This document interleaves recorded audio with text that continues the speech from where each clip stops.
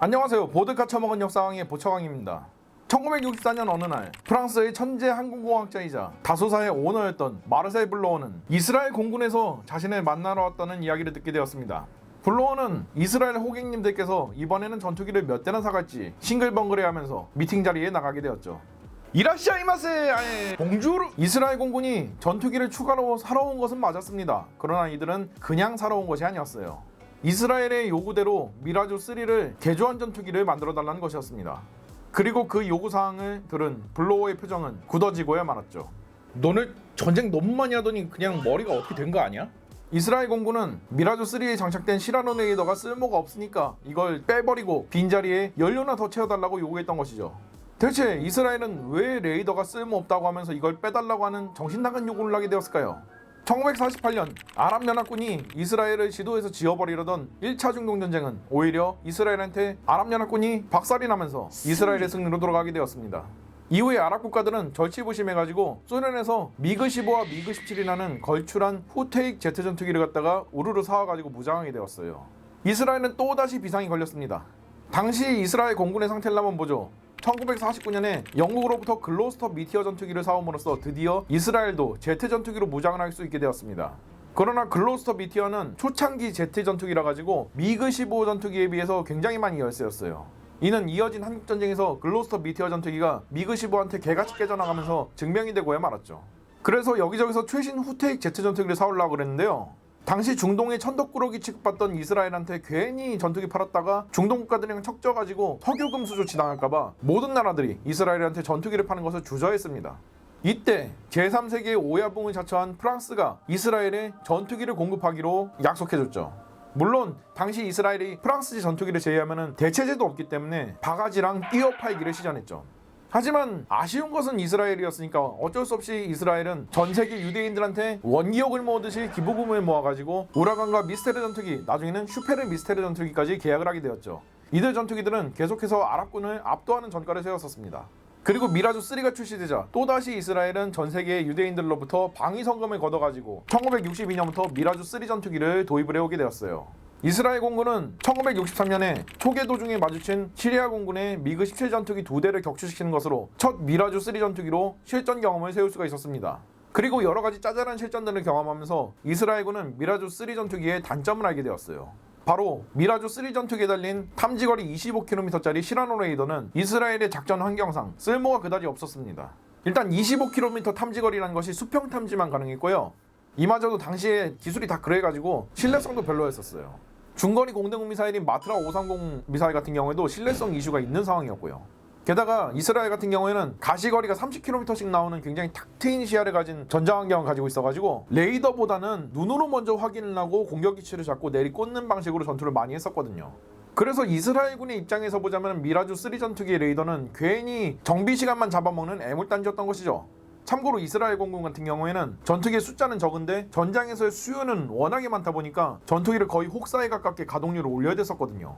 근데 정비시간이 오래 걸리면 이게 어렵죠. 그리고 당시에 이스라엘은 아랍군의 공군 기지들을 선제 공격할 수 있는 긴 항속거리의 전폭기를 원하고 있었습니다. 적의 공군 세력이 출격도 하기 전에 지상에서 공군 기지 째로 잿더미로 만들어버리겠다는 건데요. 이것은 아주 적극적인 의미의 제공권 확보 전략이죠. 참고로 제공권을 잡으려면 새를 노리지 말고 둥지를 노리라는 말이 있을 정도거든요. 전투기는 하늘에 떠야만 무기로서의 가치가 있습니다. 그러면은 아예 뜨기도 전에 박살내버리면 개이득인 거예요. 설사 지상에서 격파를 못했다고 해도 이것들이 뜨고 내릴 수 있는 활주로를 갖다가 박살내버리면은 이게 복구될 때까지는 어쨌든 전투기가 무기로서의 가치는 빵이 되는 거예요. 게다가 이스라엘군은 전투기가 멀리까지 진출해가지고 지상군을 엄호해줘야 될 필요도 있었습니다. 이전에는 이스라엘군이 우라강 전투기랑 미스테르 전투기로 이 임무를 한번 수행을 해봤는데 진출거리가 딸리다 보니까 이게 문제가 좀 있었거든요. 그래서 이스라엘은 레이더를 빼버리고 연료나 더 넣어달라고 요청했던 것입니다. 블로어는 아예 새 전투기를 그냥 만드는 것이 낫다고 판단했고요. 그래서 이때부터 이스라엘 측이 자금과 인력을 대주면은 다소사가 개발해주는 식으로 사실상 공동 개발이 시작되었죠. 그리고 이렇게 해가지고 1967년에 태어난 전투기가 바로 미라주 5 전투기입니다. 레이더를 기어코 빼버렸고요. 레이더를 빼면서 남게 된 항전베이 공간에는 역시 연료를 추가적으로 채워 넣었습니다. 덕분에 미라주 3에 비해서 항속거리가 무려 700km나 늘어날 수가 있었죠. 이스라엘이 지상 공격 능력도 강화를 요구하다 보니까 하드 포인트도 7개로 늘어났고요. 이렇게 해서 미라즈 5 전투기는 출시되자마자 프랑스 공군도 아닌 이스라엘 공군이 첫 주문을 넣게 되었습니다. 이스라엘은 1차 도입분으로 75대를 주문했는데요. 기체들은 1968년까지 생산이 되어져 가지고 이스라엘에 인도가 될 예정이었습니다. 이스라엘은 이 전투기에 굉장히 진심이라 가지고 생산이 진행 중인데도 불구하고 인수요원들이랑 정비팀 그리고 조종사팀을 파견해 가지고 초기 작전 능력 획득까지 프랑스에서 완료하고 나서 이스라엘로 갈 예정이었죠. 이렇게 이스라엘은 순조롭게 원하는 전폭기를 가지려나 했더니만 1967년 아랍연합은 이스라엘에 지속적인 전쟁 압박을 가해왔습니다. 이스라엘은 계속되는 안보 위협 속에서 경제는 고사 직전이 되어버렸어요. 하지만 이스라엘은 이대로 말라 죽을 수가 없었습니다. 그래서 선빵을 쳐버렸죠. 1967년 6월 5일 이스라엘 공군은 모든 전투기들을 출격시켰습니다. 이들은 곧장 아랍 국가 공군 기지들로 향했죠. 난데없이 수백 대의 전투기들이 몰려오자 아랍 국가의 공군 기지들은 패닉 상태에 빠졌습니다. 이스라엘은 완벽한 기습에 성공했고 많은 전투기들이 지상에서 격파당하면서 아랍군의 공군력은 그대로 마비되고야 말았어요. 그리고 3차 중동전쟁이 시작되었죠. 현대전에서 공군력이 마비되었다는 말은 지상군한테는 사형 선고나 다름이 없습니다. 결국 이스라엘은 불과 6일 만에 기존에 자신들이 가지고 있던 영토의 3배에 달하는 지역을 평정함으로써 완승을 거둘 수가 있었죠. 그러나 문제는 프랑스 정부였습니다. 프랑스의 드골 대통령 같은 경우에는 이미 6일 전쟁이 시작되기 전부터 여러 아랍 국가들한테 이스라엘에 무기 팔면은 석유 금수를 실시한다고 계속해서 압력을 받고 있었거든요. 그래서 드골은 일단 압력에 못 이겨가지고 이 미라즈 5 전투기들의 인도를 일단 보류시켰습니다. 다만 드골은 양측이 좀 진정 국면에 들어가면은 이 전투기들을 예정대로 인도를 할 생각이었어요. 왜냐면 이스라엘한테 선금까지 받았는데 명세기 제3세기 오야붕이 이스라엘 상대로 먹튀하는 거는 이 까오가 안 쓰는 거야. 그래서 인도는 하지 않되 생산과 훈련은 계속되었습니다. 그러나 드골의 발행과는 달리 상황은 점점 악화가 되기 시작했죠. 1968년 3월 서방 세계에서는 2차 세계대전 이전 세대와 전후 세대 간의 갈등이 점점 커지더니만 결국은 신자파 세력이 대대적인 봉기를 일으키고야 말았습니다. 바로 68 혁명이 터져버린 것이었죠. 자유의 나라 프랑스답게 신자파 세력이 엄청나게 많이 분포하던 프랑스에서는 당연히 나라가 뒤집어질 정도로 시위가 일어났고요. 프랑스 정부는 68 혁명에 직격탄을 갖다가 그대로 맞아버릴 수밖에 없었어요. 그래서 1968년 내내 프랑스라는 나라 자체가 마비되는 지경까지 가버렸습니다. 파리에서는 매일 수십만 명의 폭도들이 시위를 하고 화염병 던지고 건물을 불태우는 등 히틀러도 미처 하지 못한 파리가 불타는 모습을 재현해내고야 말았죠. 프랑스라는 나라 자체가 혼수 상태에 빠져가지고 오늘내일하고 있는 판국에 미라즈 5의 정상적인 인도는 검토를 해볼 수 있을 리가 없죠. 이스라엘은 불안에 떨다가 극단적인 방법을 선택했습니다. 바로 프랑스가 마비된 것을 이용해가지고 이미 생산된 50대의 미라즈 5 전투기들을 몰래 탈취하려고 한 것이죠. 그래서 일단은 이스라엘은 프랑스 정부한테 68 혁명으로 인해서 프랑스 국내는 좀 위험해졌으니까 전투기들이랑 인수요원들을 갖다가 좀 한적한 지중해 서민 코르시카로 보내달라고 요청했습니다. 여기는 프랑스군의 경비도 좀 덜하고 지중해에 있는 섬이라 가지고 여차하면 이스라엘로 톡 껴도 바로 공해상이니까 프랑스가 쫓아오지 못할 것이라는 판단이 섰던 것이죠. 그러나 드골은 보통 내기가 아니었습니다.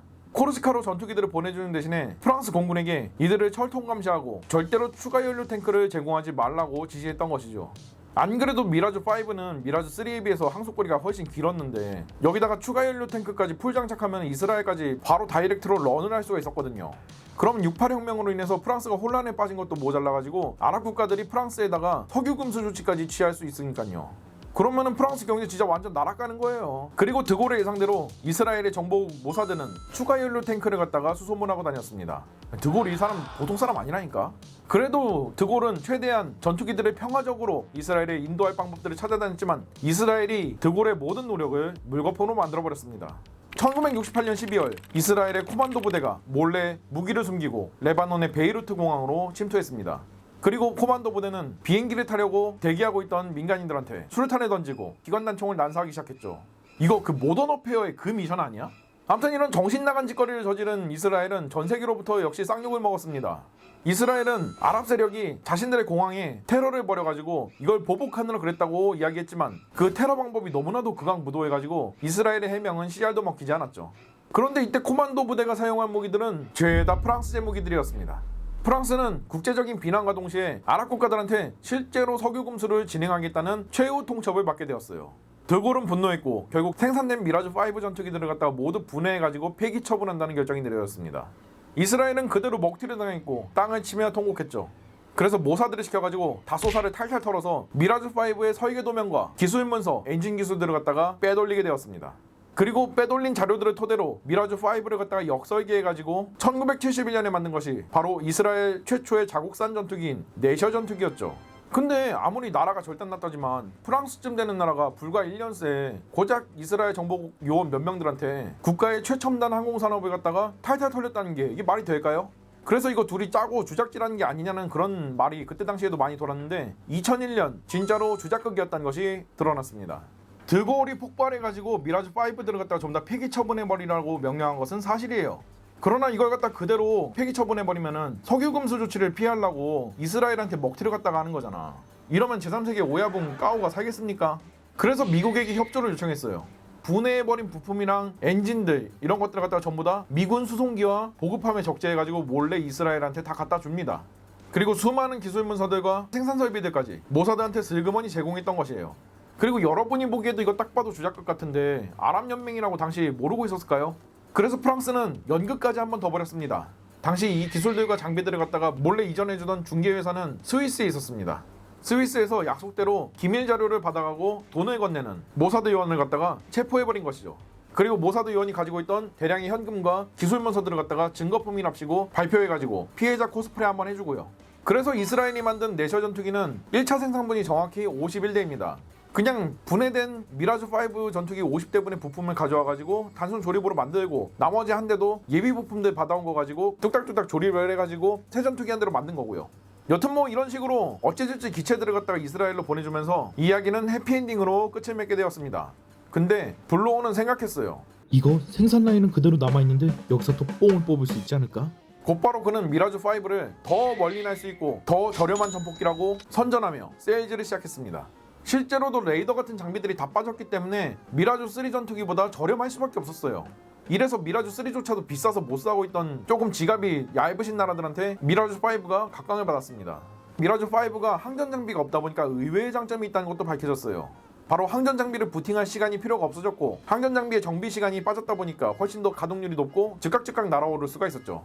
그래서 평시에는 긴급 출격용으로나 쓰고 전시에는 주간 장거리 폭격기로 사용을 하려고 벨기에 같은 경우에는 아예 라이센스 생산을 해가지고 무려 106대나 도입을 했습니다.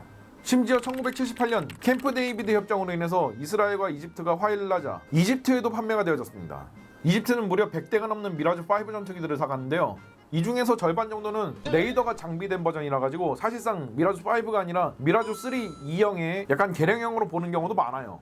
문제는 이집트 경제가 지금 나락으로 가버려가지고 후속 기종을 못 사오는 중입니다. 결국 호루스 프로그램이라는 대대적인 개량 사업을 진행해가지고 지금까지도 쓰고 있는 중이라니 그저 따으기죠. 다소사는 굉장히 많은 판매량이 힘입어가지고 출력이 강화된 아타9 K50 엔진을 장착한 개량형도 만들어가지고 미라주 50이라는 이름을 붙여서 판매를 했는데요. 칠레와 베네수엘라가 도입을 했죠. 그렇다면은 프랑스 공군은 미라주5 시리즈를 샀을까요? 프랑스가 이스라엘 공군 물량의 미라주5 전투기들을 갖다가 폐기 처분 사실 몰래 넘겨줌 하자 아랍 국가들한테 여러 의혹을 제기당하면서 시달려야 됐었습니다. 그거 근데 왜 폐기 처분한 거야? 프랑스 그냥 니네가 인수했으면 되잖아. 너 설마 걱정도 태산이네. 안 그래도 그 우리 군 사양으로 지금 개조하는 중이라 가지고 시간이 좀 걸리는 것뿐이야. 그리하여서 프랑스는 이스라엘에 넘겨준 수량과 똑같은 수량의 미라주5 전투기들을 갖다가 도입을 해가지고 쓰는 수밖에 없었죠. 역시 제3세기 오야붕답게 까오를 위해서 예산을 희생하네요. 프랑스는 이 기체들을 1979년에 전량 미라주 50 사양으로 개조를 했고요. 프랑스가 이걸 사용하기에는 레이더도 없고 조금 애매하다 보니까 그냥 1990년대 초에 웬만하면 다 중고품으로 넘겨버렸습니다. 중고로 받아간 나라 중에서는 대표적으로 파키스탄이 있는데요. 로즈2 프로그램이라는 이름으로 대대적인 업그레이드를 진행했죠. 헬멧 마운트 디스플레이가 장비되어져 가지고 적기를 바라보는 것만으로도 락온을 할 수가 있게 되었고요. 전방 적외선 감시 장비까지 장착이 되어져 가지고 야간 항법 비행도 가능합니다. 여기에 활공유도 폭탄이나 사거리 120km짜리 H4 장거리 순항미사일까지 운영할 수 있게 되었죠. 이런 식으로 미라주 50 같은 파생형들까지 만들어지게 되면서 미라주5 전 시리즈를 합치면은 600여 대가 판매가 되면서 얼떨결에 만든 전투기 치고는 굉장히 많이 팔리게 되었습니다. 총평하자면은 요격 전투기로 개발된 미라주3에서 공중전 능력을 좀 덜어내고 전폭기로서 개조한 것이 미라주5입니다. 이스라엘의 요구 때문에 얼떨결에 만들게 된 전투기지만 저렴하기까지 해가지고 지갑이 얇은 나라들 위주로 많이 팔렸던 전투기입니다. 다만 레이더가 없다는 문제 때문에 개념상 구식화가 굉장히 빠르게 진행이 되었고요. 이 때문에 미라주 5 전투기를 도입한 나라들은 대대적인 개량 사업을 진행하든지 아니면 일찍이 도태시켜버리고 후속 전투기들을 갖다가 도입을 하든지 양자택일을 해야 됐었죠. 다소는 미라주 5 전투기를 만들어 보면서 제공 임무도 잘하고 지상 타격도 잘하는 다목적 전투기의 필요성을 실감했습니다. 다음 편을 기대해 주시죠.